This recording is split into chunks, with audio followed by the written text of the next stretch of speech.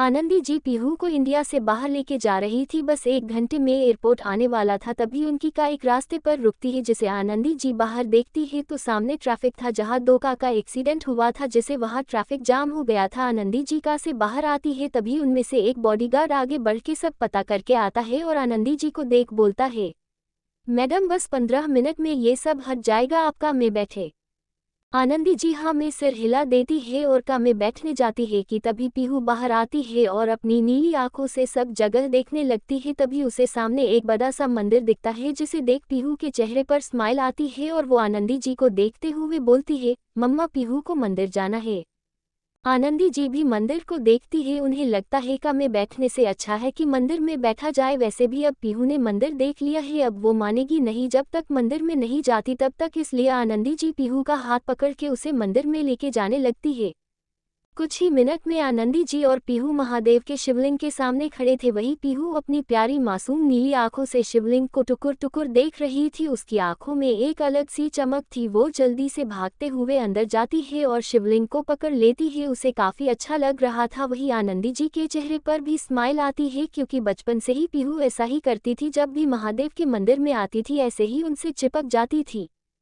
थोड़ी देर बाद आनंदी जी पीहू को शिवलिंग से दूर करती है और बोलती है, बस पीहू महादेव को पता चल गया है कि तुम उनसे मिलने आए हो, अब उन्हें छोड़ो। पीहू भी चुपचाप पीछे हट जाती है। वही वहां का पुजारी ये सब देख रहा था। पीहू की हरकत देखकर उनके चेहरे पर भी स्माइल आती है। आनंदी जी पीहू को लेके थोड़ा बाहर आती है कि वो पुजारी महादेव का प्रसाद लेके आनंदी जी के पास आता है और अनेक हाथ में प्रसाद रख देते हैं। आनंदी जी वो लेती है, वो पुजारी पीहू के हाथ में भी प्रसाद रखते हैं, पर जैसे ही पीहू का हाथ उनके हाथ से टच होता है उन पुजारी के आंखें बड़ी बड़ी हो जाती है और वो बस पीहू को ही एकटक देखते रहते हैं।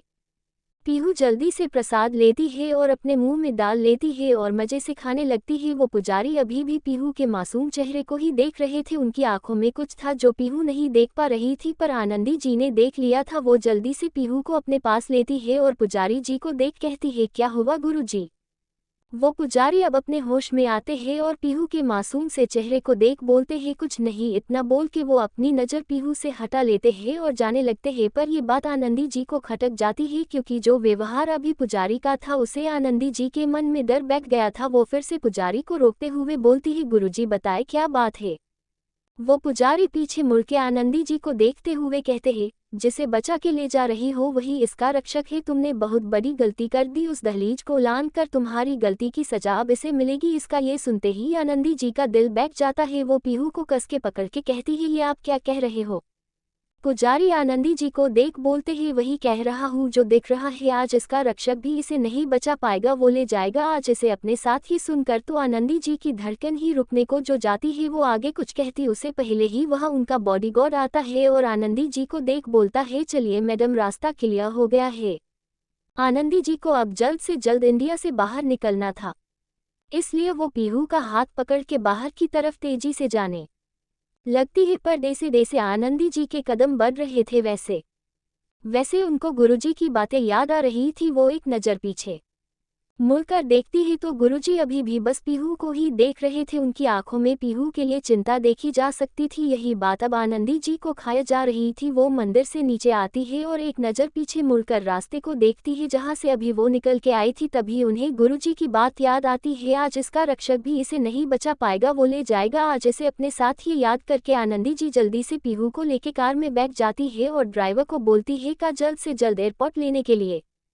वही दूसरी तरफ ये बात त्रियांश को पता चल जाती है कि आनंदी जी पीहू को लेके निकल चुकी है, जिसे सुनकर त्रियांश का पारा हाई हो जाता है। वो गुस्से से ऑफिस से बाहर आता है और कार में बैठ जाता है। तभी वीर भी आता है और उसे देख बोलता है, क्या हुआ इतने गुस्से में कि भी? त्रियांश कुछ नहीं बोलता है और कार स्टार्ट करके वहां से निकल जाता है। वही दूसरी तरफ अधीरा सिया को एक खंडहर जैसे जगह पर लेके आता है और जोर से सिया को धकेल देता है, जिससे सिया जमीन पर गिर जाती है। अंश को भी लेके आते हैं। अंश अभी भी सिया को देख रहा था जो डर के मारे थरथरा कांप रही थी। अधीरा अंश को देखते हुए बोलता है, बहुत शौक है ना अपने मालिक का वफादार बनने का, अब अपने मालिक में बैठी की इज्जत जाते हुए देख अपनी आंखों से। अंश ये सुन के उसकी आंखें बड़ी बड़ी हो जाती है। वो अधीरा को देखते हुए चिल्ला के कहता है, क्या कह रहे जो पागल हो गए हो क्या? छोड़ो उस लड़की को, इन सब में उसका कोई लेना देना नहीं है। तभी अधीरा जोर जोर से हंसते हुए बोलता है, क्या कहा, कोई लेना देना नहीं है? अरे लेना देना है ना, क्योंकि उसे धनुज ओबरॉय ने अपनी बेटी जो बनाया है, अब अगर इसकी इज्जत जाएगी तो उसकी इज्जत भी जाएगी ना। अंश को अधीरा पर काफी गुस्सा आ रहा था। वो उन बॉडीगार्ड को झटक देता है और सिया को तरफ भागता है, पर एक बॉडीगार्ड वहां गिरा रॉड उठाता है और अंश के सिर पर मारता है, जिसे अंश नीचे गिर जाता है। वो सब बॉडीगार्ड मिलकर अंश को बहुत बुरी तरीके से मारने लगते हैं, जिसे अंश अधमरी हालत में चला जाता है। वो बॉडीगार्ड अंश को पकड़ के एक चेयर से बांध देती है। वही अधीरा अंश के सामने आके बोलता है, अपनी आंखों को खुला रख। इतना बोल के वो अपना शर्ट निकालते हुए सिया के पास जाने लगता है। ये देखकर अंश चिल्लाते हुए बोलता है, ऐसी क्या दुश्मनी जो ये करने पर उतर आया है? तू बहन लगती है वो तेरी।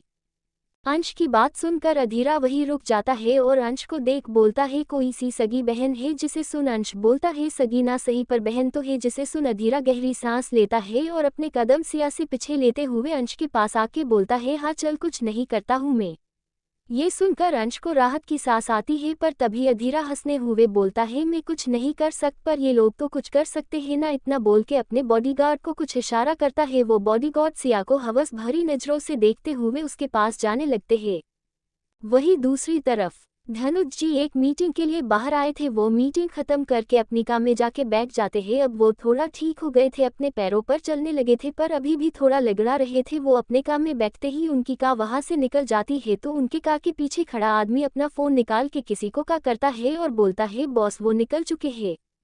वही दूसरी तरफ त्रियांश अपनी कार चला रहा था। उसने सब वीर को बता दिया था कि आनंदी जी पीहू को लेके जा रही है। तभी त्रियांश का फोन बजता है। त्रियांश अपने फोन को बिना देखे उठा लेता है। तभी सामने से आवाज आती है, हेलो त्रियांश ओबरॉय, सॉरी खलनायक।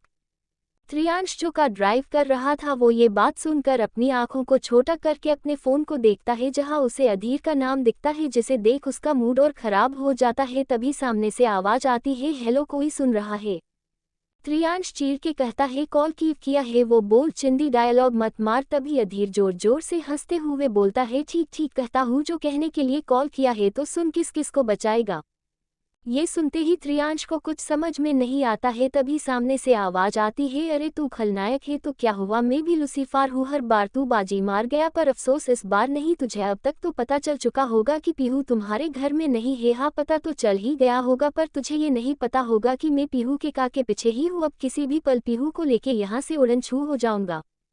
ये सुनते ही त्रियांश अपनी का एक झटके में रोक देता है और का को मोड़ने लगता है कि अधीर आगे बोलता है, अरे अरे अरे ऐसा मत कर, अगर पीहू को बचाने आएगा तो तेरे बाप को कौन बचाएगा? ये सुनकर तो त्रियांश को और झटका लगता है। तभी अधीर हंसते हुए बोलता है, झटका लगा, चल एक और झटका ले। वो तेरी 2 दिन पहले बनी बहन की इज्जत भी खतरे में है। वहाँ मेरे कितने दिनों से भूखे कुत्ते तेरी बहन पर टूट पड़ने वाले हैं। बेचारी नाजुक सी लड़की इतने आदमियों को झेल पाएगी बेचारी? त्रियांश एक नज़र वीर को देखता है। वीर की आंखें भी गुस्से से लाल हो गई थी, क्योंकि अब तक त्रियांश ने फोन स्पीकर पर रख दिया था, जो वीर ने सब सुन लिया था। तभी अधीर आगे बोलता है, अब क्या करेगा खलनायक? अगर महबूबा को बचाने आया तो बाप मारा जाएगा, क्योंकि उसके काम में बॉम्ब जो लगा है अभी 5 मिनट में फूट जाएगा। और अगर बाप को बचाने गया तो महबूबा हाथ से चली जाएगी, और जो अभी अभी बहन बनी है उसकी इज्जत भी चली जाएगी। अगर बहन को बचाने गया तो बाप और महबूबा हाथ से चली जाएगी। दोनों तरफ से हार तो तेरी ही है। तभी त्रियांश एक नज़र वीर को देखता है, जो कार से उतर चुका था, और अपने जेब में से फोन निकाल के अंश का नंबर ट्रैकिंग पर लगा देता है और जल्दी से जाके पीछे वाली कार में बैठा जाता है और कार को 360 डिग्री घुमा के हवा के रफ्तार से वहां से निकल जाता है।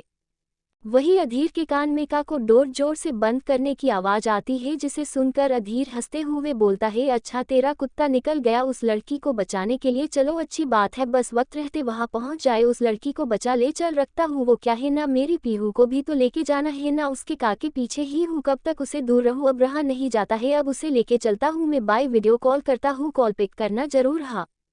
त्रियांश गुस्से से कॉल रख देता है और धनुज जी का नंबर ट्रैकिंग पर लगा देता है और अपनी कार को उस दिशा में मोड़ देता है और फुल स्पीड से कार को चलाने लगता है कि कुछ ही मिनट में त्रियांश का फोन फिर से बजता है। वो देखता है तो अधीर का वीडियो कॉल था। त्रियांश का मन तो नहीं था, पर वो फिर भी कॉल पिक करता है तो उसे अधीर दिखता है, जो पीहू को अपनी बाहों में उठा के चौपर की तरफ बढ़ रहा था। ये देखकर त्रियांश की आंखें आग उगलने लगती है, पर त्रियांश कुछ नहीं कर सकता था। वो बस अधीर को पीहू को ले जाते हुए देखता रहता है। अधीर चौपर में चढ़ने से पहले रुकता है और पीछे मुड़ के त्रियांश को देखता है और जोर से बोलता है, अरे यार तुझे बताना भूल गया, तेरा भाई भी तो है ना, उसे कोई बचाएगा, आज कितनों को खाएगा, तू देख इसे तो ऑलरेडी खो चुका। पीहू की तरफ देखकर अधीर बोलता है, जो उसकी बाहों में बेहोश थी। त्रियांश पीहू को देखता है जो अधीर की बाहों में थी। ये देखकर त्रियांश के हाथ स्टीयरिंग पर कट जाते हैं। वो अपनी खूंखार आंखों से अधीर को देखता है। अधीर त्रियांश की आंखों को देख डरने की एक्टिंग करते हुए बोलता है, आह बहुत डर गया, मैं इतना डर गया हूँ कि अब तेरे सामने खड़े रहने की हिम्मत भी नहीं बची है मुझ में। चल बाई, मैं मेरी पीहू को लेके जाता हूँ तुझसे हमेशा के लिए दूर, अब कितना भी ढूंढ तुझे ये नहीं मिलेगी। इतना बोल के अधीर पीहू को अपने साथ चौपर में लेके चला जाता है और देखते ही देखते चौपर त्रियांश के आंखों के सामने से वहां में उठ जाता है। त्रियांश अभी भी कार ड्राइव कर रहा था क्योंकि उसे वक्त रखते धनुष जी के पास पहुंचना है, पर उसकी आंखों में हल्की सी नमी जरूर आ गई थी पीहू को उसे दूर जाते हुए देखकर। वहीं दूसरी तरफ वो बॉडीगार्ड सिया की तरफ बढ़ रहे थे और सिया डर के मारे पीछे जा रही थी, पर अब पीछे जाने की जगह नहीं थी। तभी एक बॉडीगार्ड आगे आता है और सिया का दुपट्टा उसके शरीर से अलग कर देता है। ये देखकर अंश जोर से चिल्लाता है उसे छोड़ने के लिए, पर वो बॉडीगार्ड तो रुकने का नाम ही नहीं ले रहे थे। तभी एक बॉडीगार्ड आगे आता है और सिया ने जो पटियाला सूट पहना था उस ऊपर के सूट को खींच लेता है, जिसे देख अंश कस के अपनी आंखों को बंद करता है। वही धनुष जी जिस कार में बैठे थे उस कार के नीचे बॉम्ब था जो 2 मिनट में फटने वाला था। त्रियांश अपनी कार को फुल स्पीड में चला रहा था, फिर भी धनुष जी से दूर था। ...